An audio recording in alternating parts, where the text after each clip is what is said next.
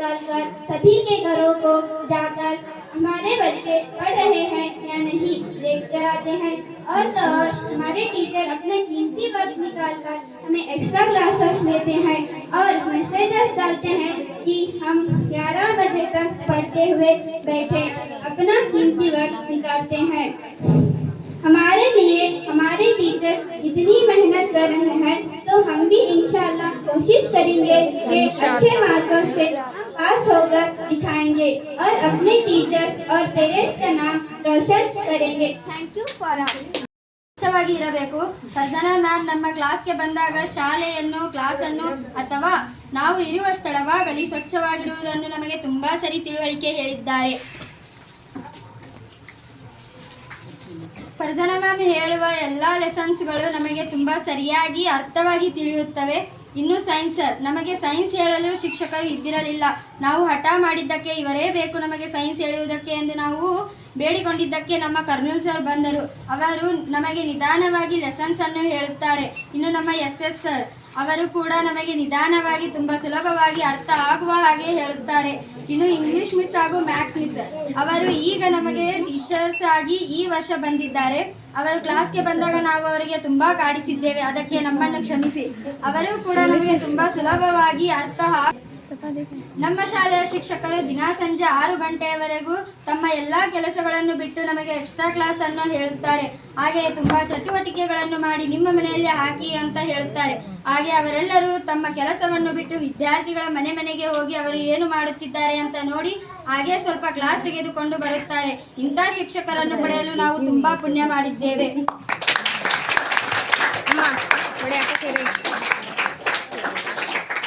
ಇನ್ನು ಪುಸ್ತಕಕ್ಕಾಗಿ ನನ್ನಿಂದ ಒಂದು ಕವನ. ಓ ಪುಸ್ತಕ ನೀನೊಂದು ಅದ್ಭುತ, ಓ ಪುಸ್ತಕ ನೀನೊಂದು ಅದ್ಭುತ, ನೀನು ಸುಲಭವಾಗಿ ಅರ್ಥವಾಗುವುದಿಲ್ಲ, ನೀನು ಅರ್ಥವಾದರೆ ನನ್ನ ಜೀವನವೇ ಸಾರ್ಥಕತೆ.